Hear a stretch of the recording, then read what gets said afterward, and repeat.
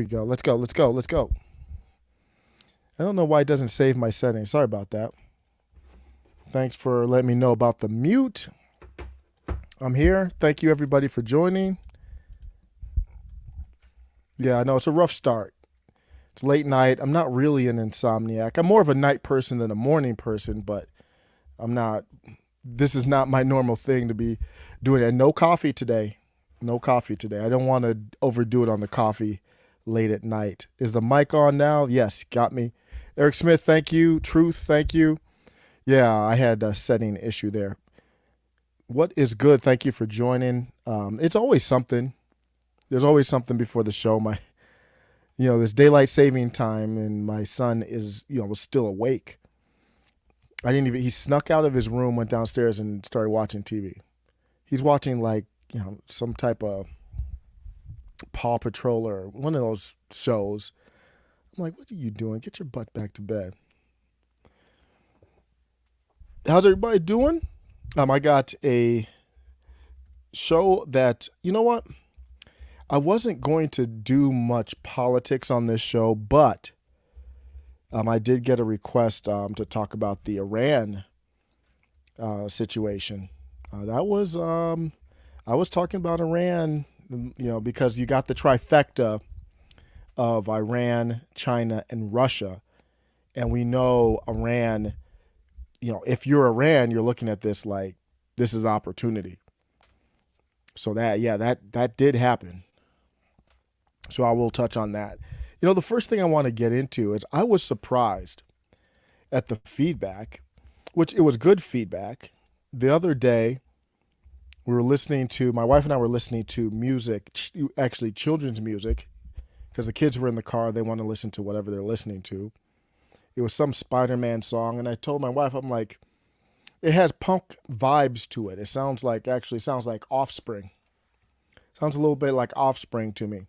And then we were vibing. You're like, yeah, it does sound a little punkish. They kind of stole a little bit of that classic Offspring 90s vibe, of the Offspring.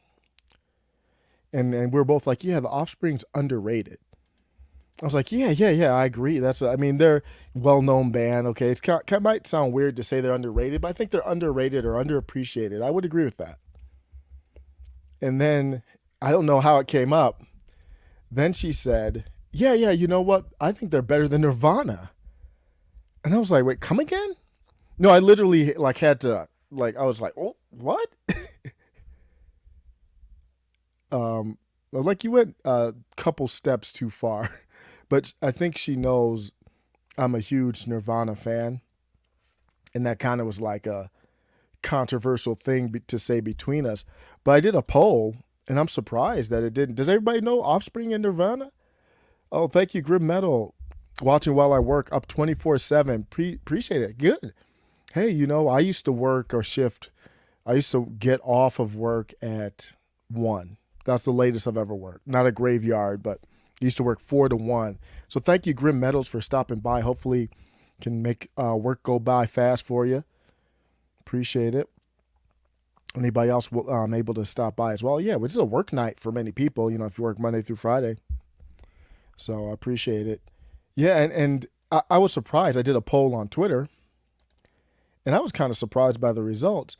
Friend of show, Will Cormier, kind of set me straight, though, on why people might think this. It's longevity. When you look at it, sadly, like many musicians, great musicians, or bands, what happened with Kurt Cobain, Nirvana was kind of short-lived. So I said, my wife said Offspring was greater than Nirvana. I almost choked on my own saliva with how ridiculous that statement is. I was like, what should my response be? File for divorce, A. Bow to her greatness, B. Who is Offspring? Well, a lot of people don't know Offspring. Am I that old? Y'all don't... let me know. Grim Metals says, I love both Offspring and Nirvana. Different genres to me, both great in their own respect. Yeah, I'm not an expert in the genre. I just grew up. I was more of a hip-hop head. But my friends, they listen to hip-hop too. But they also listen to like punk and grunge Like when I think of that era, that music, man, just so Pearl Jam and Offspring and Nirvana, just of course, like Green Day. I love that stuff. Nowadays, it's more like a lot of people are into hip hop nowadays, whether it's the R&B singing hip hop or more of the traditional hip hop. I kind of miss that back in the day. Every generation says that, so no diss to the music now. Music now is great. Every My parents said the '60s music was better. Everybody says their generation was better. It's nostalgic, but I liked it because it felt more. Some people listen to hip hop, some people listen to grunge or punk, and it was a little bit more diversity. Now it's like it's all hip hop almost. But I saw a cool little. Let me before I get into like all the stuff here. This was really cool. Like I saw Bryson. I follow Bryson Gray. Thank goodness he's not like banned on Twitter. Bryson, stay on Twitter, please. Don't get banned. Bryson was on here and he retweeted. There was a show that they did. No, there was a protest. Here it is. So he's like, "Yo, this is lit." Toronto freedom protesters start off their rally by playing Bryson Gray's "Controlled" with legendary energy, which is Anomaly. Anomaly, man, you could unblock me, bruh. Unblock me, bruh. We had beef about. We didn't have beef, but we were going back and forth on Trump, and I thought he was a little too hard on Trump. I actually admitted he was right, so you can unblock me, man. I admit you were right. I'm still, I don't hate Trump or anything, but Anomaly has been proven right with the pandemic stuff. And I guess I was proven right too, because I said Trump would change to the will of the people. So I think we were both right. But look at this clip. This is really cool. Imagine you're an artist, you make music, and you're not a mainstream dude. You just like you're against the mainstream. And there's something as important as a freedom protest. Now he's had songs that have blown up, #1 and all that, like "Let's Go Brandon" and bunch before that even. But they're rocking with "Controlled."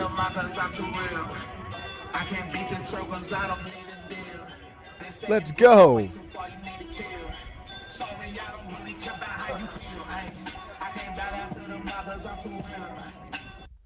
Dope, man. So dope. Shout out to Bryson Gray. Big fan of his. Oh, he had a funny interaction. Maybe I'll get into that later. Let me kind of get into the stories here. I kind of called this one. I'm thinking about like life lessons and perspective. And the thing that spawned this whole live was Kim Kardashian and her comments on work, and then people's reaction to it.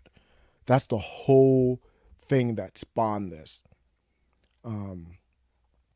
But before I get into that, I want to kind of go in a little bit on the Iran bombing. So I'm going to share my screen here and get into that, and then we'll go into the life lessons. Let me look at the chat before I want to get through the chat. Yeah, he's good. He's dope, man. I'm a big fan of Anomaly. So talented, man. To see guys doing rapping and talking politics and really knowledgeable. Offspring Come and Play is great. Yeah, old school hip hop is real hip hop. Does anyone think it's weird the modern media has convinced this younger generation that counterculture, that is one of the strangest things. That is one of the strangest things. Yep. And I think what my takeaway from that, Grim Meadows, if I'm understanding you right, is, I talk about Black Lives Matter a lot, but let me just use that as an example. People would spray paint BLM or riot with BLM and stuff like that, and it's actually, that's not counterculture. That's status quo. I don't know. Maybe I'm just lost, and what we thought was counterculture was status quo too at times. But I think that's why you need experience. Need to get experience from your elders as well. But let me start off with this. This was a request. Someone commented like, "Man, what's going on with this?" I know a little about it. I don't know a lot in depth. But in general, I said, watch out for Iran. So Iran claims responsibility for missile barrage near U.S. consulate in Iraq. My first thought is, why do we have U.S. why do we have U.S. consulates in Iraq? I don't know. Maybe there's a good reason for it. Why? Why are we? I don't know why we're even there. The reason why they said the barrage was near and not an attack on the U.S. is because there was there's something with Israel that was close by. Let me see if this article has it. We don't know. So Iran's powerful Revolutionary Guard sent us a website that attacked what it described as an Israeli spy center in Erbil. I don't know how to pronounce it. I'll try. It did not elaborate, but in the statement said Israel had been on the offensive. So what we're seeing here is, was it really an attack on Israel or us? But I mean, Israel is an official U.S. ally. So it's like, imagine you're at the lunchroom at the table and somebody throws a hamburger at you and it lands somewhere else. And you're like, no, I wasn't trying to hit you. I was trying to hit your boy. It's not that much better.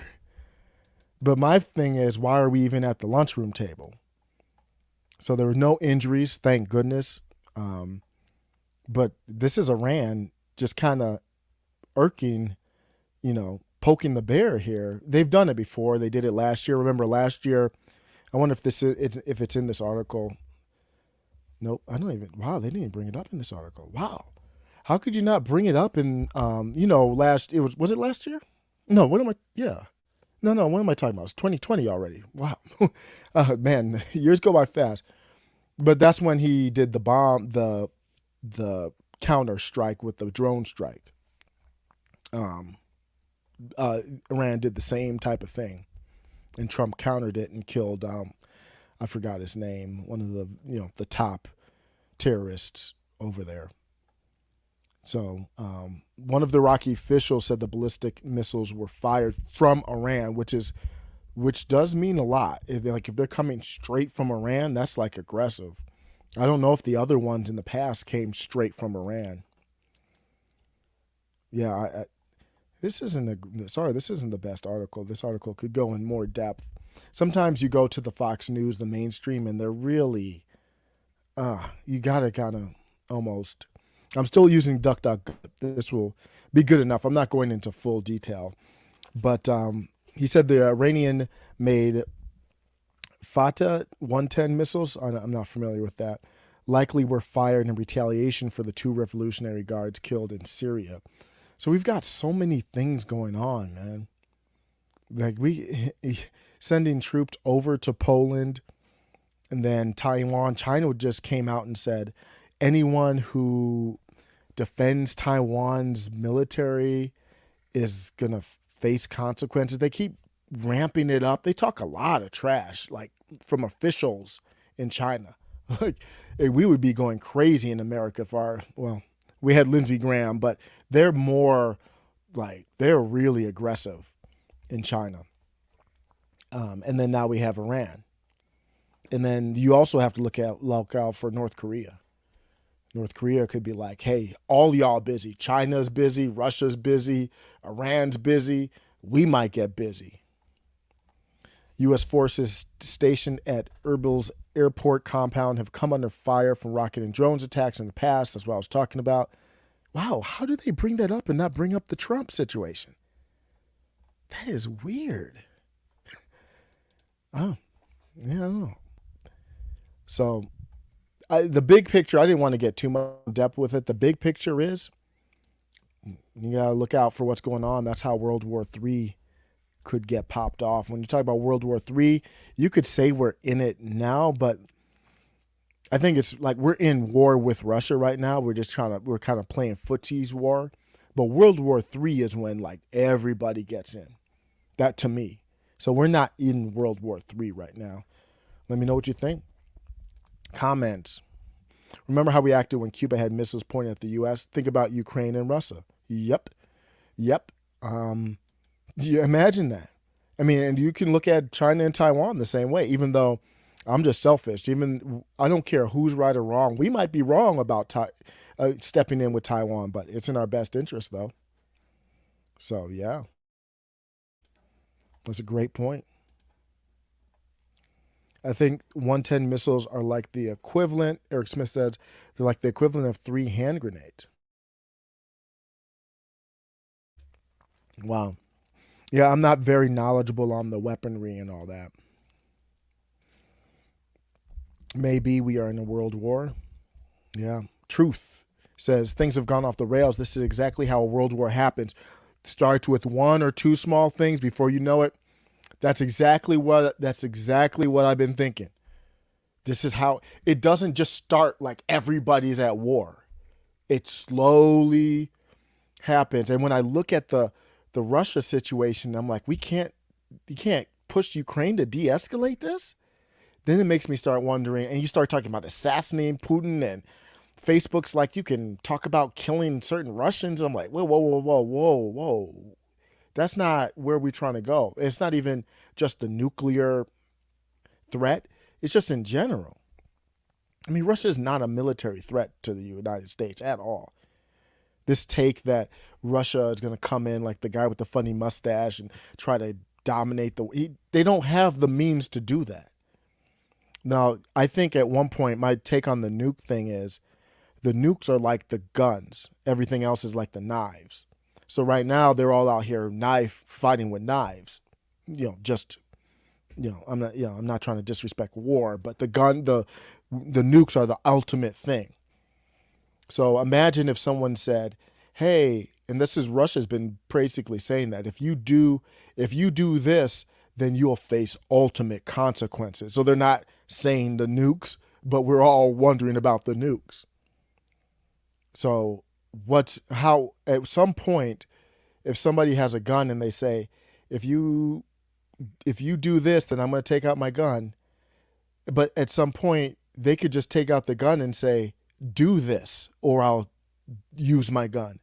That's where I would start getting really concerned if they start saying, hey, you do this. If you don't move your troops out, there will be these consequences. That's when you're going to be like, whoa, it's not using the nuke as a defense anymore. Wolverines? Is somebody U of M?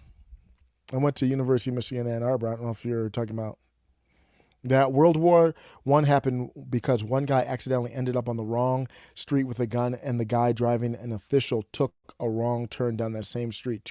True story. I am not familiar with that story. I'm not surprised. Let's go to Naomi Osaka. If you're not familiar, Naomi Osaka is a talented tennis player.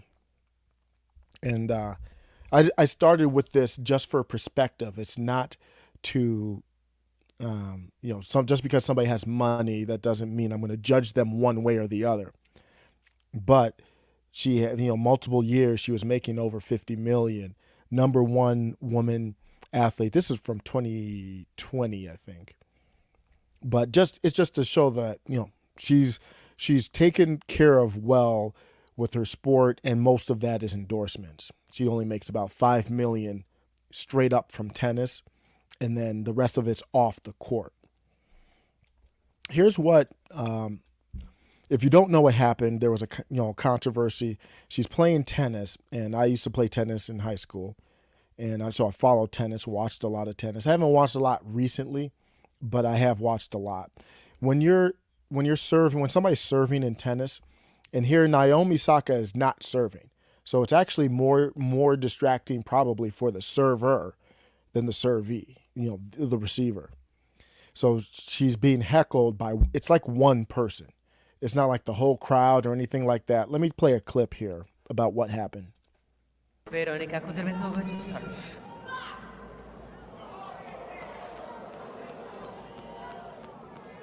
Thank you.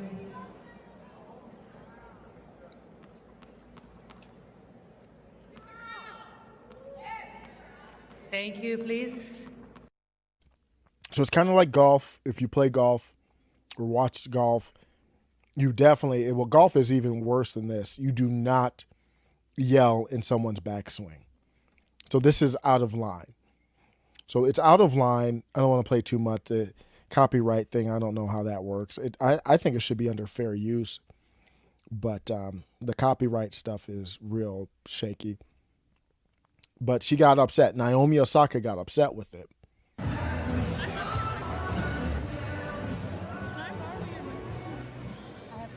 So it's gonna be hard to hear, but I'll just talk over it.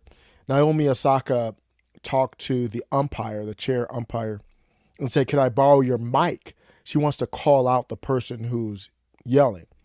It's like one person. It only happened once, so she got emotional. So she's emotional there. And then the last clip I'm going to play is she jumped on the mic.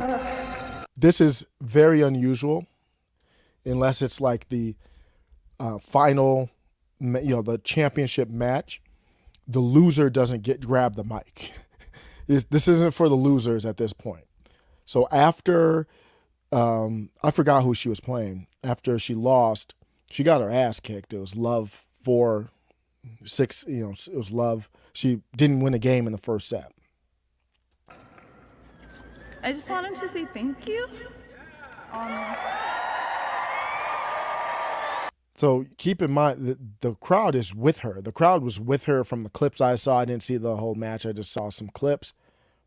And from the reaction and everything I've read, the crowd was with her the whole time. It was just one heckler.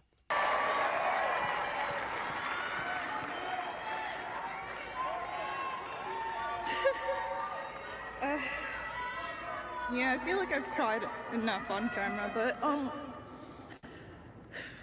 I just wanted to say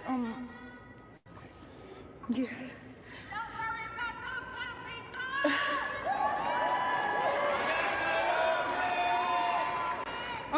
To be honest, I've gotten heckled before, like it didn't really bother me, but it's like heckled here. Like I've watched a video of Venus and Serena getting heckled here, and if you've never watched it, you should watch it. And I don't know why, but okay, I'm gonna stop it there. It's, the video she's referencing. Yeah, I watched. I lived it at the time. I think I forgot what year it was. Probably around 2008 or something. I'm just guessing. This is at Indian Wells. And the video she's referencing that said, "Hey, I just watched this video before I played and I got heckled." Then it brought up these emotions. Back when Serena would play Venus, it was controversial because they would never have good matches.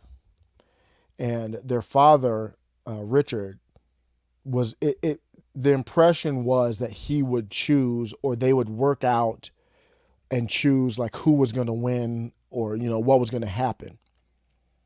So they would pull them. When they got heckled, Vina and Serena and their father got heckled. It was really Serena and Venus. Venus and her father were in the stands, and they got heckled. Serena won that match, by the way, but they got heckled. And there was some race involved. So what Naomi's bringing up is a little bit of race without saying it. Their father said that he was called slur words at that time. The video is actually on YouTube. I just didn't get a chance to grab it. So where am I going with this? She's been one of the highest earning female athletes in the world, like I stated.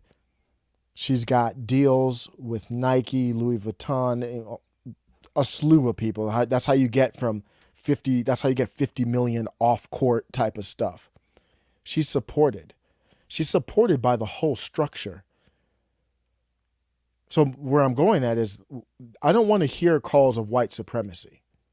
And you will see people talking about that here. That the structure supports her from the ground on up, from cheering for her, from rooting for her, from respecting her. She had these issues with the press conferences, and she withdrew from the French Open last year. She's on a downhill. She's not a good tennis player anymore, not right now. She could rebound, but right now she's terrible. And she used to be number one. She got her bag. Now, I'm telling you what my impression is. I don't know her. I don't know her life. And she's talked about mental issues. I don't know about all that. But it is possible. it is possible that she got her bag, that 50 million. Well, I need to grind for anymore. Everybody's not Tom Brady. Tom Brady just came back again. The dude is obsessed. I told my wife, I texted my brothers, when Tom Brady retired, I was like, I won't believe it until the season starts and he's not there. Now, everybody's not built like that, though. Tom Brady's got money out the yin yang with him and his wife. He doesn't need to play football, but he's got that drive. Kobe, rest in peace, had that drive. Michael Jordan had that drive. Everybody doesn't have that drive. Serena had that drive. Navratilova had that drive. Everybody doesn't have that drive. And it's not necessarily a mental, and I'm not saying it is or not. I'm just saying that is a possible scenario. And then here's the other thing. I'm not going to celebrate. I support her. Somebody on Twitter said, hey, this is a queen. I support her. I was like, yeah, she is a queen. But if you really care about her, then I'm not supporting her being mentally broke down like that in that moment. Step away from the game. She's playing kind of part-time now. She's not even a full-time tennis player really on the tour. If you can't handle press conferences, and that's what this link is here, that she suffered from bouts of depression. I never got diagnosed with depression. Everybody probably has had their moments. But she was arguing that interactions like press conferences need to be changed. Then she got up in the woke stuff with the George Floyd. Man, if you're mentally fragile, and that year of 2020 really messed some people up. I remember, there's people who, like, before 2020, normal people would interact with people of any races. After 2020, this white privilege, this white supremacy, this kind of antagonistic attitude. She flipped, in my opinion, and that's when she started the downfall. She won, I think, 2 tournaments after that, but she went down. And I'm not going to celebrate it. Here's what Tariq Nasheed said, and kind of triggered me a little bit. He said the thing that got Naomi Osaka upset was not just the fact that the fan was heckling, that the fan was being allowed to repeatedly heckle and no one did anything about it. Naomi had to ask the officials, could the heckler be removed? I think it was fair for Naomi to ask, like, dang, are we doing something with this? But the umpire's like, we don't know who did it, and it only happened once. And then Tariq Nasheed says, this is how systemic white supremacy works. Tariq Nasheed doesn't think she's a queen. Is that how you talk to somebody who's a queen who goes through a tough moment like that? No, you tell her, Naomi Osaka, you're a queen. You don't let somebody heckling you take you out of your game. Let's go. Tariq Nasheed thinks she's some weakling. Somebody who can't even focus or defend. She's with #1 tennis player before. She obviously can grind. She can obviously shut out the noise. She obviously has that or has shown that in the past. You can support her without this victimhood mentality. It's a defeatist mentality. This is how systemic white supremacy works. Now, I know he's one of those guys that does, like, literally everything's white supremacy. But I'm talking from the standpoint of Naomi. How are we raising these young men and women? Somebody who was there said, hey, I was there. That's not how it played out. The person heckler once, most of the crowd heckled that person back. She went to ask the official.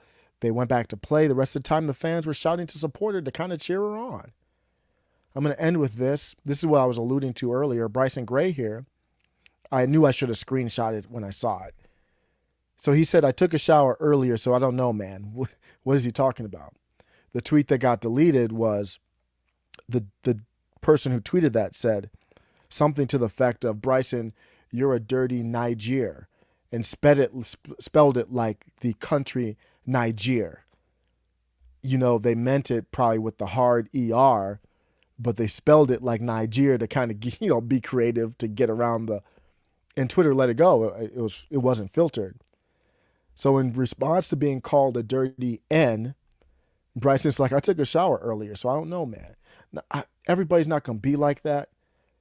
But I'm just going to say that's what I respect. I hope Naomi gets better. Right now, she's not well. Something is wrong to me, and I hope she gets better. Let me know what you think. That's the first one. The life lessons. But everybody's different. That stuff has never bothered me ever since I was a child. Kids would call, names at school and stuff, and I couldn't care less. I want to be, I don't want to say, hey, you're mentally weak. It's just, but that's basically what I'm saying, isn't it? So I don't know. I don't even know how to navigate these conversations. Casual Goats has entered the chat. What is good? We was kings. Yeah. Yuck, Tariq Nasheed. There's another one that's just as bad as the people he hates. Yeah. That's all he does on Twitter is that kind of stuff.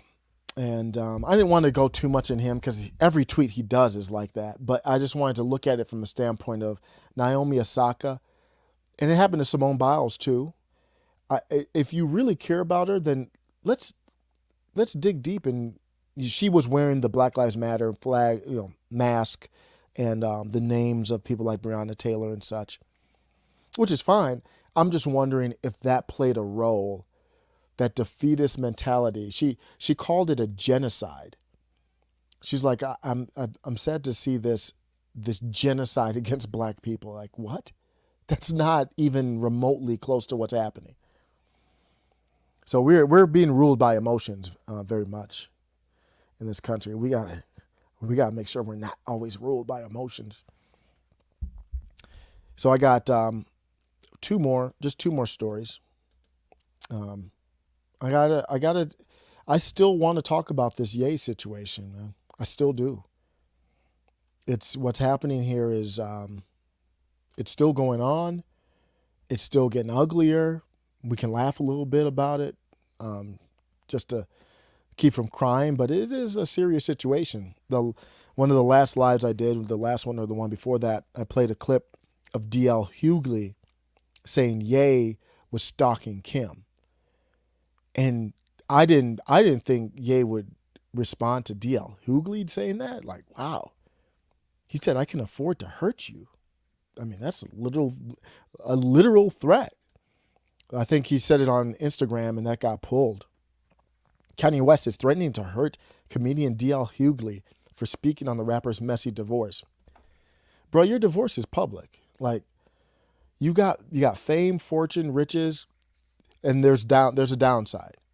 Just like Naomi Osaka, you got your fame, fortune, riches, you've got to the top of the tennis world, and you don't feel like doing press conferences anymore. You don't want to be heckled. Well, you can't have both. You made it to, it's okay if you just retire, and Kanye too. It might be more healthy, bruh. You got enough money. What do you still, if it's going to be this poisonous for you, it's okay. Naomi Osaka, Simone Biles, Kanye West, you can retire and just release beats for fun, or you can teach tennis, be a coach or something like that. That's okay. But he called out Charlamagne the God and Paris Hilton. Paris Hilton? How did she get involved? I didn't even see that one. I'm not going to talk about Paris Hilton, but I will look up later how she got involved. On Sunday morning, Ye hopped on Instagram. That's not a way you want to start a sentence. You don't want any story to start with, this morning, Ye hopped on Instagram. Because when he hops on Instagram, problems happen. He starts talking about how Hillary Clinton got piped by Pete Davidson, and he talks about all kinds of crazy things. He releases text, and we'll see that in a second here. Sharing a screenshot from TikTok of Kim in a goth-looking face paint. Kanye again expressed anger over his daughter North being on the social media app.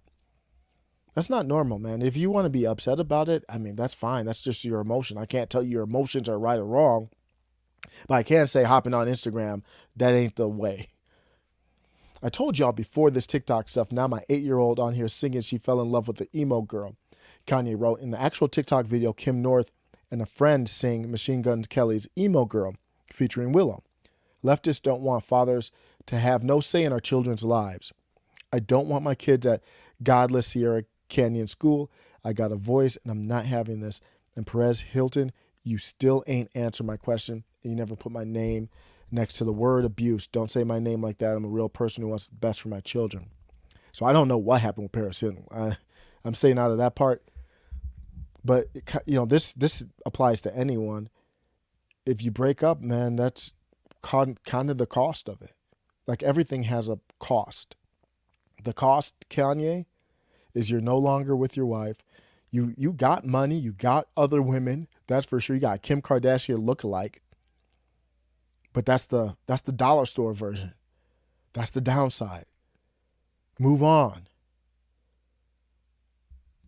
You don't have as much control of your kids as you did. That's the cost of it. Kim tried. I mean, from the public stuff, Kim tried to make it work. When he started bugging out, she said, give him a chance. Yay. That's the cost, man. Because right now you're scaring me. In the same post, he expressed anger for D.L. Hughley. This is what I was like, whoa. He said, and D.L. Hughley is a pawn. Yeah, I know, a king not supposed to address a pawn. So disrespectful. He's like, I'm a king, he's a pawn. Like, kings don't address pawns. But I address everything and find addresses. Come on, man. It's almost like he wanted to write a bar, but it was like, it's not a bar, but I'll use address 3 times. I know a king's not supposed to address a pawn, but I address everything and find addresses. Like he almost wanted to do a bar there. DL, so don't speak on me or my children. I can afford to hurt you. I believe that was pulled from me. I mean, that got to be a violation. That's literally trying to threaten somebody's life. I'm still figuring out, like in the real world where you have First Amendment rights, I think that should be banned because that is a threat, infringement on somebody else's life. Just like I think doxing somebody shouldn't be protected by the First Amendment. So we've got some updating to do, I think, in my opinion, with the First Amendment. But this is funny here. This is funny here. He went into he uploaded the Hughley video. So during the pandemic, you might remember D.L. Hughley, he fainted, he passed out on stage.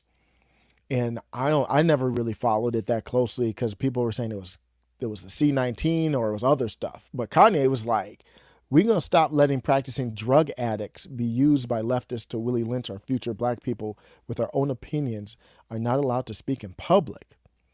He did that on the clip of D.L. Hughley passing out. Like, this is getting crazy, man. Because that was a scary moment. He was in the hospital, too. Remember that? I am the glitch. DL God does not like you. You have no, I'm going to get back to God and Kanye West in a second. You have no favor. Your family hates you. I would hate to be related to somebody who used to be famous. Now you're just known as a broke pawn. At least Oprah got billions, allegedly. How did Oprah get shrapnel in this whole thing? She's like, what the hell? Come on, leftists. Y'all got to do better than DL. This yay bring the real smoke, baby. So young Kanye is brilliant. Don't get me wrong. He's really brilliant, but something is off. And he's getting into the leftist stuff. And I mean, I agree with him on a little bit of that, but this context is way off. Wait till you see the text messages. If you haven't seen them already, wait till you see the text messages. That's between him and Pete. I'll do that in a second. So then he said he found out that DL lives in his area in Calabasas. He's like, what? Yo, God is good. And he captioned a screenshot sharing the comedian city. So he's like, I know where you stay at. In the hip hop parlance, what Kanye's basically doing is like on site. Or that's really gang stuff. Like if somebody says on site, that means if I see you in person, it's on like right away. Like it's not going to be like trash talking or anything like that, or even trying to squash it. If I see you on site, that means boom, it's on. It really means watch your back too. On site doesn't mean that there's going to be any heads up that I'm coming. And that's basically what Kanye is saying here. Kanye is apparently angered by the interview that DL was like, you're stalking. Here's my takeaway before I go to the Pete Davidson and the text messages. This was a great tweet. by Siobhan. Siobhan Mary Day. Kanye West is out here treating D.L. Hughley. Kanye West is out here threatening D.L. Hughley this morning, but wants to know why Kim won't let the kids go to Sunday service today. Facts. Dude really is living on another planet where he is the king, queen, and court jester. That is exactly what I'm seeing from Kanye West. And he purports himself to be a man of God. I don't know what God you're following right now, bro. The God that you're following ain't the God that I'm following. You're lost, man. And there's passages in the Bible, and I'm not when I talk about being faith, having faith, it's more non-organized religion. So I'm not a real big Bible person. Not that I'm against it. I'm just not very knowledgeable. But the devil doesn't always present itself as a devil. Like, that's not how it works. It would present as something that would look appealing.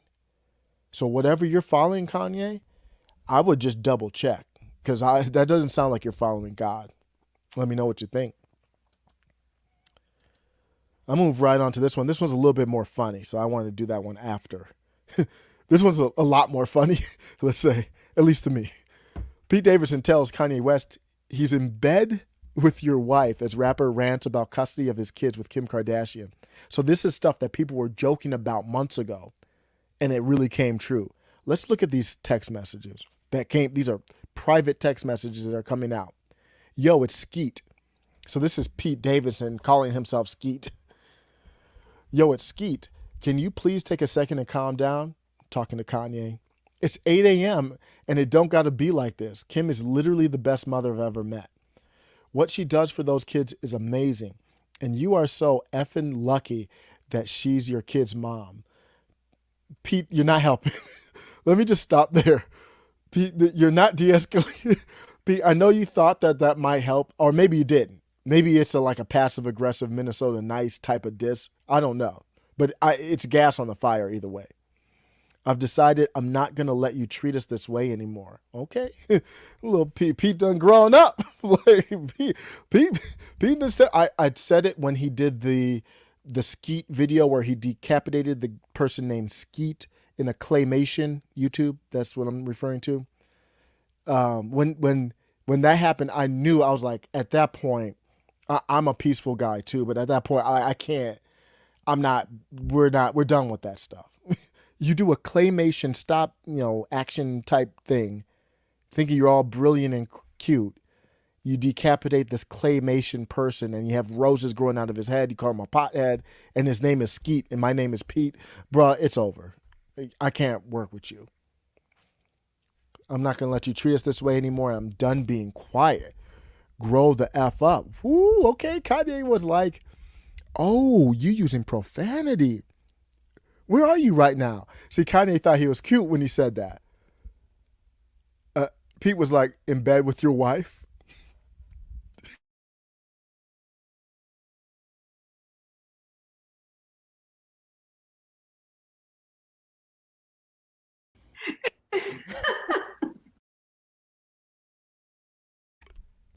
Where am I? Oh, it's funny you mentioned that. I'm in bed with your wife right now. That wasn't good. This is not going to end well. I'm just saying that. And it's not, somebody on Twitter was like, this isn't going to end well and y'all are going to be complicit. Complicit in what? Do you know what the word complicit means? I ain't complicit in a damn thing. She was just talking about, in general, I guess, people who are kind of making jokes about it. I like this Hoodville, and then Hoodville on the side tweeted, Skeet don't care no more. Bro on demon time with Kanye. I like that line. He said, bro on demon time with Kanye. That's right. That's for sure. Some people, some other people were joking too, like, this is Kanye right now. Oh, you want to get fucked up. You want to get... Yeah, man, it's bad times. It's not over. This tweet was from January 14th. Pete Davidson looking out the window at Kanye house, and it came true. Like he literally tweeted like, "I'm in bed with your wife right now. Like I'm busy actually." So then Kanye tried to, I guess he tried to diss him. Like, happy to see you're out the hospital and rehab. Like that's supposed to be a diss, bro. You need to be in rehab.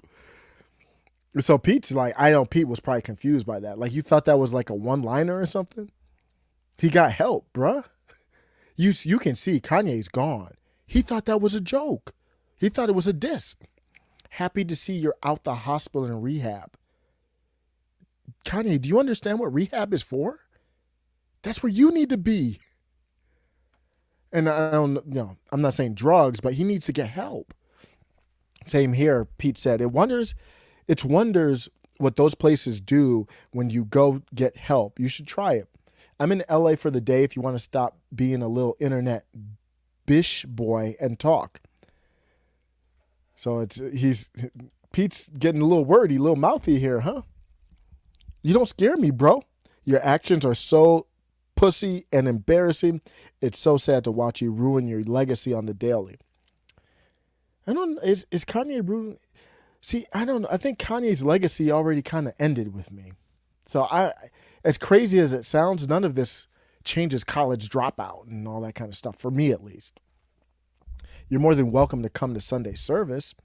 That's what Kanye said. And then Pete's like, why don't we meet after Sunday service and Saints game?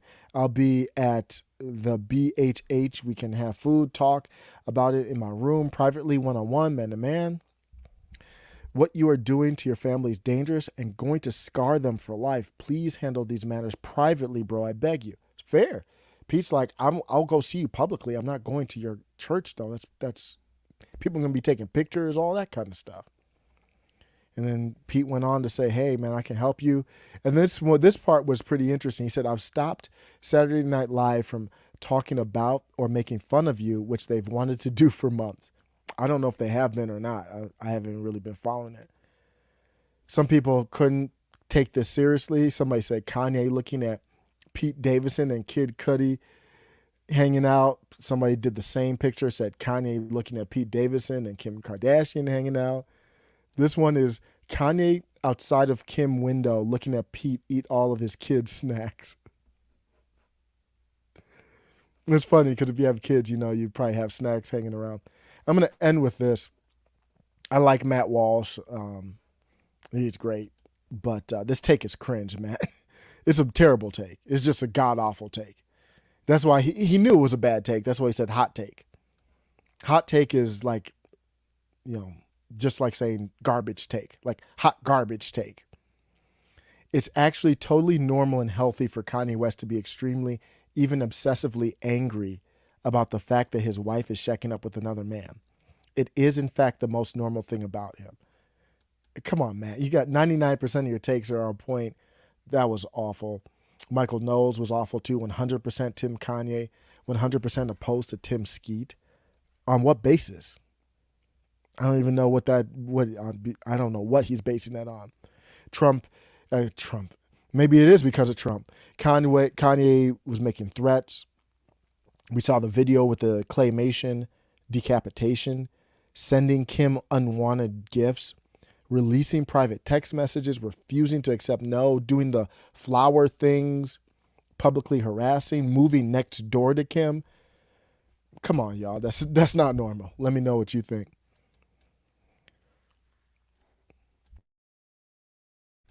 Kim Kardashian has been declared legally single. And in response, he's doing a stop motion video.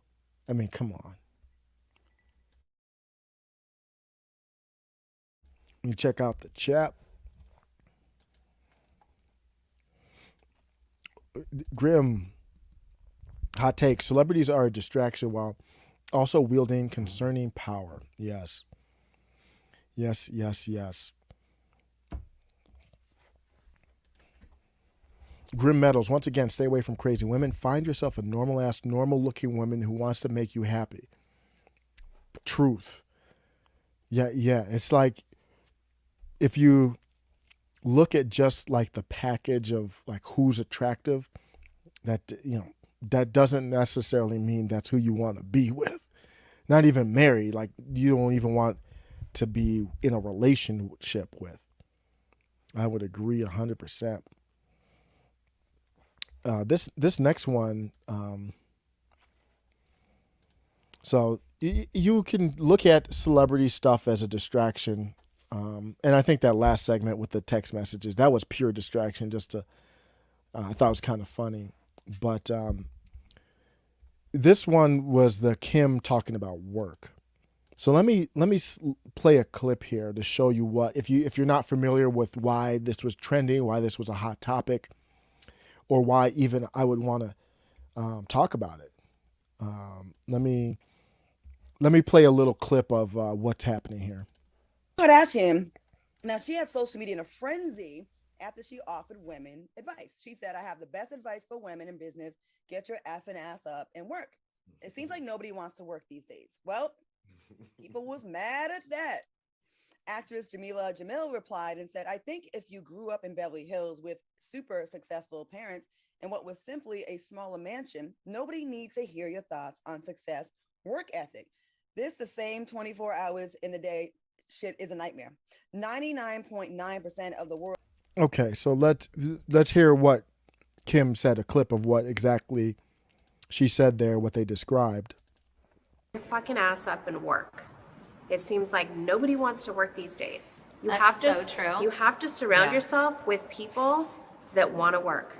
Have a good work environment where everyone loves what they do because you have one life. No toxic work environments, and show up and do the work. So that got people triggered.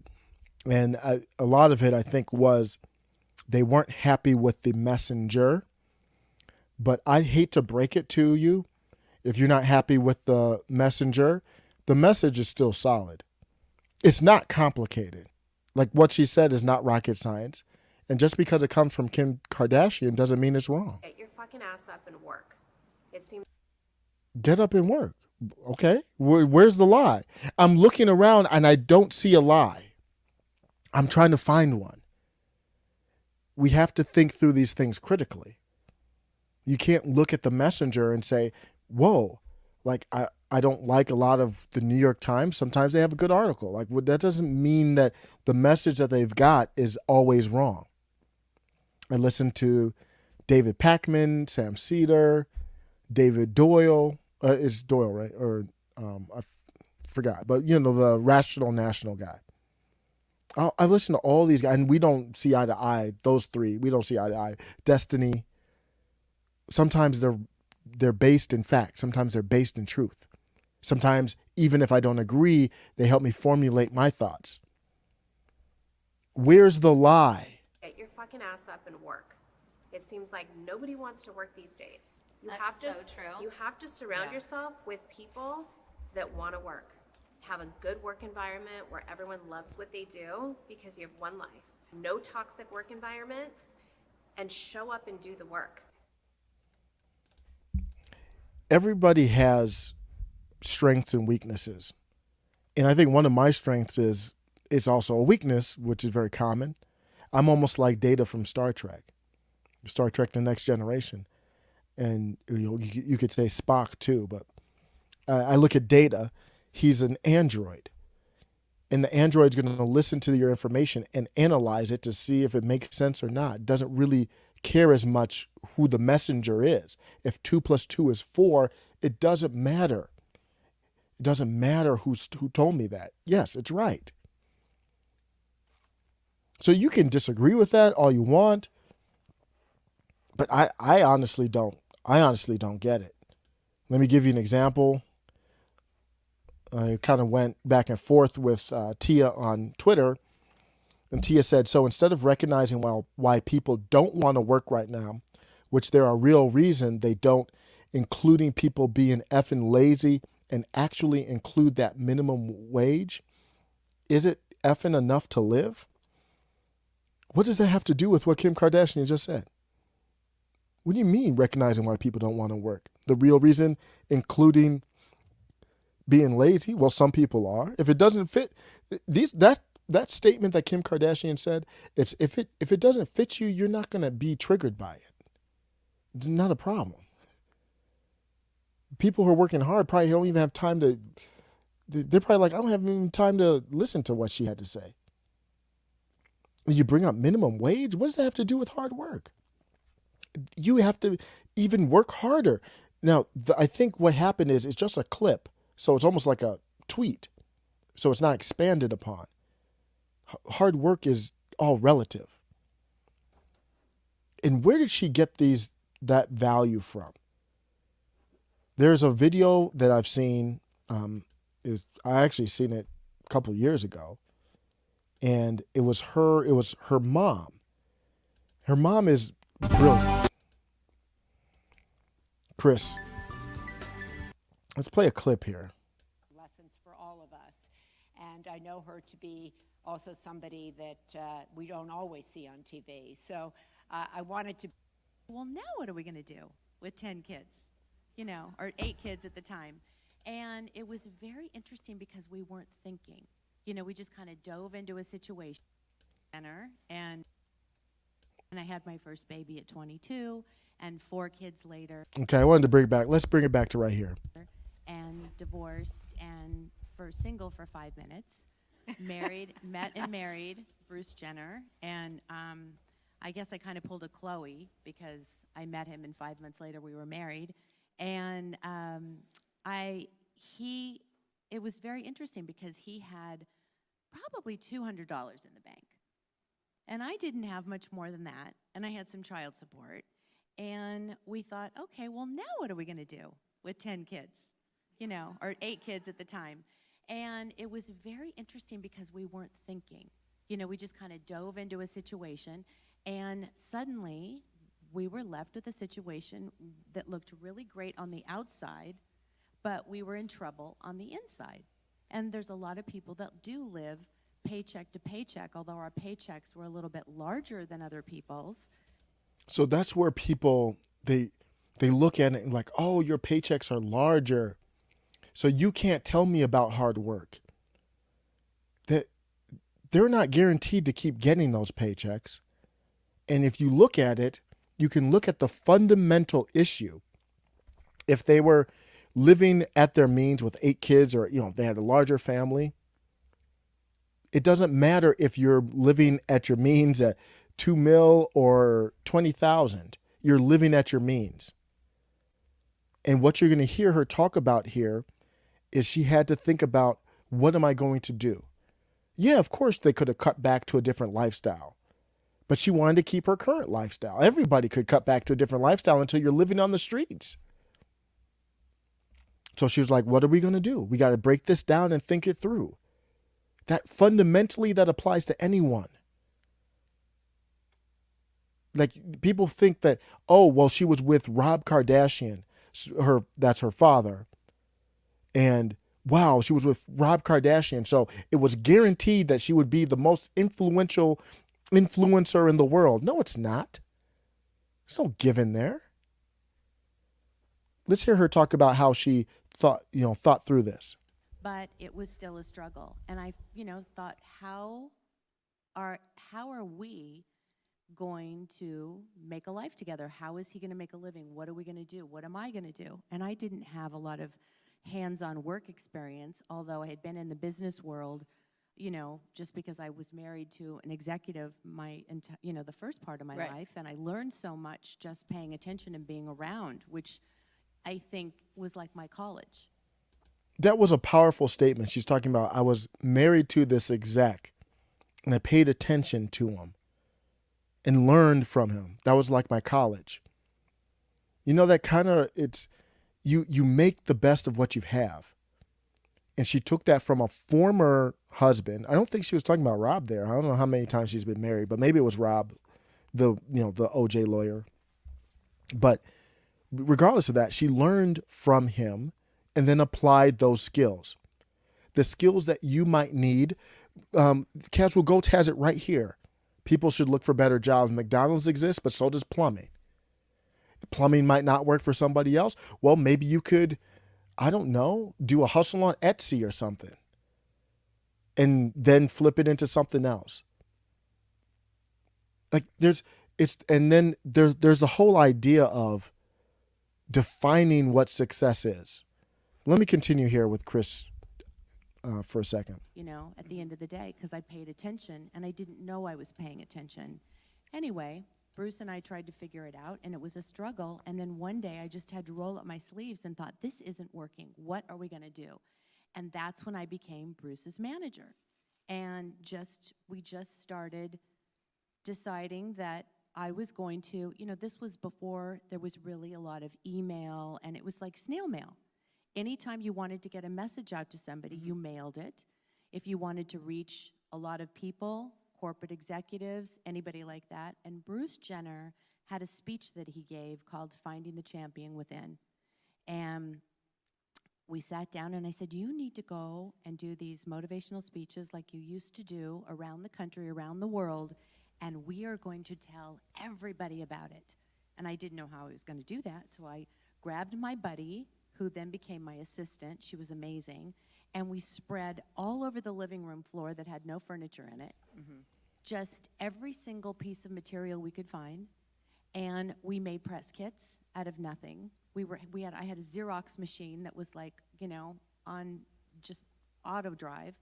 And we mailed 7,000 things to everybody we could think of. Visa, Coca-Cola, every single company, Carl's Jr., Jack in the Box. We just started mailing these things to corporate executives. And waiting for them to hire. And we waited for the phone to ring. And the phone started to ring. And then we couldn't keep up with the call. I'm like, this is amazing. This is really. So that's a little bit about that there. I think there was a clip at 9 where she mimics, and you wonder, where did Kim get that passion from? And I think it's right around here. And then the hard work didn't scare me, because every time She's talking about hard work.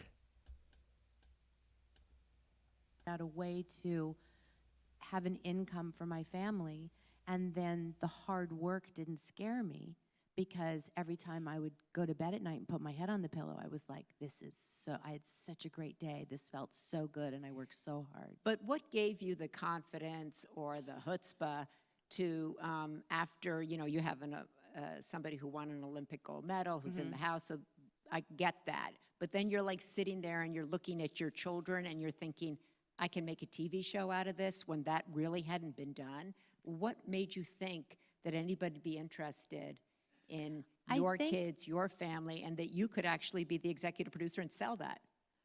Well, I think what happened was, and a lot of people don't know exactly how that panned out, but I think what happened was, after we were, established, and Bruce was doing well, and speaking's going well, and I still felt like there was a lot left to do, and that we could create something else. And my kids were getting older. So Courtney, Kimberly, and Chloe were in their early 20s, late teens, amongst them. And Kendall and Kylie were just very little. And I had been down in San Diego working with my mom, because she has a children's store. And my stepdad had an accident. So that's the taste of it I wanted to give when you hear Kim talking about who you surround yourself with, working hard. Trevor Noah did a take on this, and his take was Kim Kardashian can't. It was I'll paraphrase kind of. This is what I took from it. Kim Kardashian can't say anything about hard work because her reality show was basically her not working. It was such a cringe take. Trevor Noah is such a smart dude. To see him so cringe, it made me think, like, why would Trevor Noah, a hard worker himself, just from what I've seen, read, why would he try to do mental gymnastics to diss the message that he knows he agrees with? Why would he do that? It again comes down to this. This is a defeatist attitude where you say, well, you weren't born with the same things that Kim Kardashian was born with. I'm gonna end with this. we live in a godless society right now. What I'm seeing are people who don't have faith in a higher power. Casual Goats right here, if you look at this, Casual Goat says, only 4 more months of hard work from me. And I will argue with you that, Casual Goats, you're probably going to be working hard after that. But he's talking about his completion here, and he'll have great welding opportunities. What a skill to have, especially with where we're going right now. We got to get more jobs here in America. I think this is a perfect time to have a skill. Hey, if all heck breaks loose, welders will be more valuable than many other professions. It took me until being almost 29 to figure that out. And he found his path, and he's going down his path. So, Casual Goats, why didn't you look at Kim Kardashian and say, oh, Kim Kardashian was born to a wealthy family?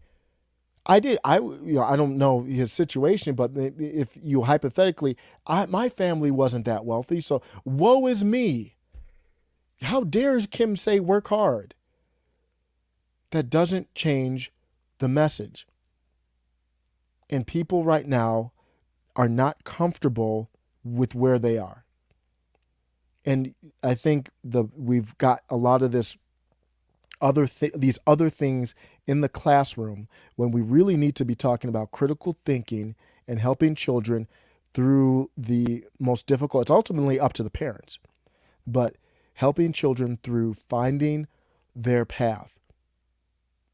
I had a time where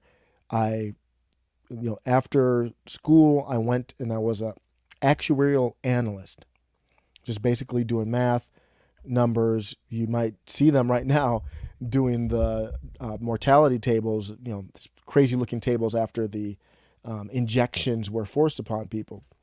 Just calculating the probability of people living or dying so companies could decide how much they're going to have to spend. And it wasn't my path. If money was much better than anything I made now, but it wasn't my path. I couldn't do it. So I fell out. You could maybe say depression. I lived in my car for a little bit, homeless. And, I was thinking about it in one of these times in my car. It was a fall time and it was cold. And you can't, I was in a hospital parking lot. You can't leave your car running forever. And I'm like, man, what happened here? I wasn't laughing. I can laugh now. But I'm like thinking to myself, like, man, what happened here? And I'm like, and I had to think about it. It's like, what really got me out of it was this. I was like, is this God's plan for me? Is this the path? It wasn't about money or anything like that. It was like, am I fulfilling what my life is supposed to be? And I had to think about it. It's like, nah, that's not. I don't feel that. I don't feel like this where I'm at now is in my heart. And after that, I was able to go to Craigslist. I got a room with, I think we had 4 or 5 dudes in it. And so I had a little bit of money. Then I went and I was a bell attendant. And what drove me through, I knew bell attendant wasn't what I wanted to do either. And I was like, man, let me just go step by step by step, and I'll find my path. I'm trying to think, like, at any moment would I think, oh, Donald Trump got $1 million from his father. Woe is me. What can I do? What? No, I can't work hard because Donald Trump got $1 million from his father. And that $1 million from your parent doesn't guarantee you anything. You could go blow that at a casino. I really think that when you don't have belief in something greater, you can be easily manipulated. And we're going down this path where these are the same identitarians that celebrated International Women's Day. One of the most powerful influencers in the world is a woman, has clearly shown her business acumen. I think the elephant in the room is the Ray J tape. That's the thing that's going to discredit her. Are y'all crazy? Now, I know I've talked about Kamala Harris and the Willie Brown situation. The reason why I bring that up is to say I actually bring that up as a credit to her in her navigating the politics of rising to the top. But she doesn't have any substance. But for Kim Kardashian, the Ray J tape, she got paid $5 million for it, signed off on it, came out right before her show popped off, so it really helped the show. Chris was behind it too. Like, how many people just hook up with a random person at a bar and maybe you got a drink? like, she flipped it. And just because she did that, you're not looking at the fundamentals. That path that she took, that ain't the path for me. But the fundamentals are, they made the best of what they had, and they were very strategic, business smarts. There's a lot of people that slept with a lot of people, and they didn't get a damn thing but a smash burger and fries. In-N-Out, they got In-N-Out for it. They got maybe a movie and a drink. Okay, she got it and flipped it into promotion for her show and $5 million. And that's not my morals, but I'm not going to knock her for it. And it's not like this is the thing that she keeps on doing. She's flipping her business on and on. The Ray J tape does not guarantee that she's where she is now. So that that was really that really got me triggered to see people. And it kind of hurts me to see people. I don't know if it's jealousy or I think it's just us instilling this, and most of it is young people. I don't see people my age. I'm 44. I don't see a lot of people my age getting trapped up in that. How are we raising these kids? I'd be damned if I raised my son to look at Kim Kardashian. I mean, he's going to have to do his own critical thinking, but I hope that he doesn't look at Elon Musk or somebody, Elon Musk, who Tesla was about to go under. He only had enough money for, I don't know, I think it was like a couple more paychecks to pay people out, payroll. He begged Tim Cook. Well, he didn't, I don't want to say begged, but he asked Tim Cook, hey, you want to buy us? I know we can do it. We just need some money. And Tim Cook being let me not get on a tangent with Tim Cook, but CEO of Apple. But that's how dire straits. Elon Musk literally slept in the factory. I just did the video with him and Grimes in a $40,000 house. Grimes eating peanut butter every night, hole in her mattress. He's worth $300 billion. He's still on his grind. It's because he has that vision. Kim Kardashian had that vision too. I had a clip here. I'm just ranting now. But I had a clip. Let me find that real quick. She had a vision that she wanted to be a star from when she was young. I'm Kim Kardashian. I'm the dopest and the ropest person in this class. You would know what She was a straight up cornball. She was a straight up cornball all the way pretty much until Kanye came around. She was with Chris Humphries. He was a cornball too. takes to run a business, but you don't. From an adorable child to a savvy business person, there are many reasons Kim became famous for being famous. See me when I'm famous and older, remember me. Of this beautiful little girl. There's Kim Kardashian at her 8th grade graduation, already knowing exactly what she wanted in life. Fame. Maybe if you had a business that you were passionate about, then you would know what it takes to run a business, but you don't. On Chris's side, there's Dutch, English, Irish, and Scottish ancestry, while Robert is 3rd-generation Armenian American. Kim and her family have always said that they are really religious and have been reported to partake in morning group chats where they discuss a verse from the Bible. You know, have little Bible calendars on, by our sinks, all of us, when we wash our face every morning. So I thought the part about their religious beliefs was important too. So let me know what you think. That's what I had on that. I'll do some comments and say good night. Edison used to sleep at work and even had his own time card at his own business. How many stories like that do you hear of people who were on their grind? Of course, luck plays a role. But I heard even Tim Pool gets heated about this topic. He was on with Kim Iverson. And I don't know how the topic came up, but they were talking about I don't know if it was privilege or something, but Tim Pool, to be where he is, he tells people I slept on couches. I didn't even have a place to sleep. Like, are you ready to do that? Like, I didn't just wake up one day and, have a channel where I could bring on Marjorie Taylor Greene and Steve Bannon and etc. Like, this was a grind. What do you think this was? So we need I was going to say senior people.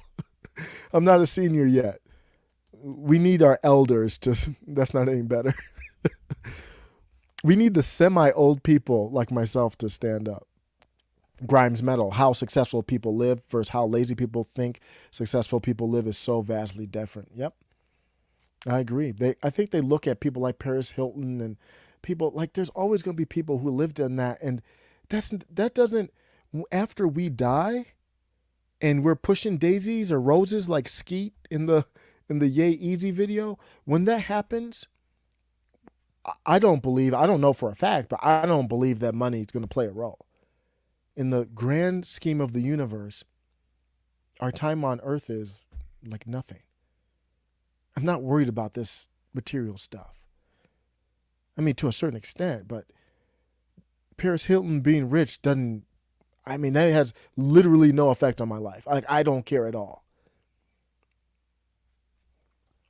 Yep, thanks for the comments. Thanks for everybody hanging out. More people than I thought on the late night. What y'all doing? I know Grimes, Grim Metals was working.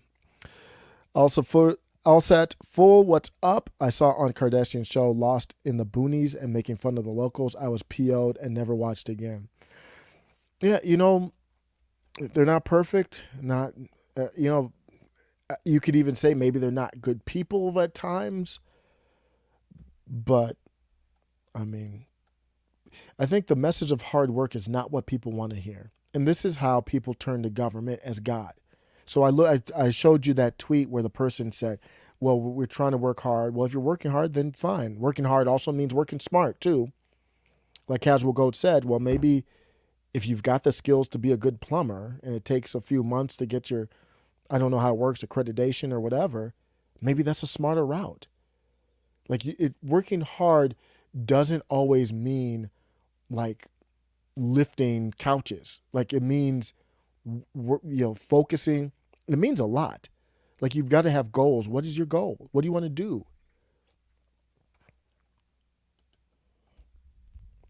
Red Dawn was about the Russia invasion. Talking about movies. So, well, thanks for hanging out. That's all I had. I feel better. We're able to get those thoughts on the Kim out of my chest. I got nothing but love for, I went back and forth with a couple people on Twitter. It wasn't any beef type thing. It was just more like, man, like if a message of hard work is triggering, we're not in a good place. We got to get to a better place. That's for sure. But I think the message too that I didn't really talk about a lot was the who do you hang around? That's what she was really talking about. Like when I play this again, she talked about who you hang ass around. up and work. It seems like nobody wants to work these days. That's so true. You have to surround yourself with people that want to work. Have a good work environment where everyone loves what they do. You want to surround yourself with people who want to work. And you went and people went after her for that comment? Man, I don't know. I don't get it. Lee Nelson says, refreshing to hear conversations like these in today's world. Seems like these values have been lost in the sauce. We got to have them. Thank you, Lee Nelson. We got to have them. We got to pass them down to our children, our nieces, our nephews. They're going to make their own decisions, live their own life, but at least we try to guide them. All right. Thanks a lot. I think I'm probably up later, obviously, because of the daylight saving stuff too, but it's all good. I will see everybody. Thanks a lot for hanging out. I'm going to do a little outro here. And if you don't know, I'm going to put the clips. I'm getting better now. So I'm getting more efficient. I know it's been taking a while. Hold on a second. This comes in loud. Let me mute it first. But no, I'm going to put a link in the chat. The outro, I'm going to have to change the levels on the outro. I want to do a better intro too, just in case I'm late to the lives and stuff. Hold on a second. I wish you could start it muted or something. I gotta figure that out. But I'm gonna post the link to my other channel and the Discord. Actually, I'm just gonna do a link to the Discord, locals as well. Discord and locals, I will put a link to every video I upload, no matter which channel. So I talked about goals. Right now, one of my biggest goals with YouTube, and it's really not YouTube, it's like social media, is I've got to learn marketing. I'm a terrible marketer, and I'm talking about Kanye and Kim. They are some of the best marketers out there. Peace, everybody. I'm going to get my marketing game up, and I got to learn. I still don't feel like I have a full command of the algorithm. I'm starting to learn that. But on the Discord, I have a channel where I post a link. I've got multiple channels, so don't worry about having to subscribe. You can click on the link and then subscribe if you want. Peace. Thanks, everybody. Take care.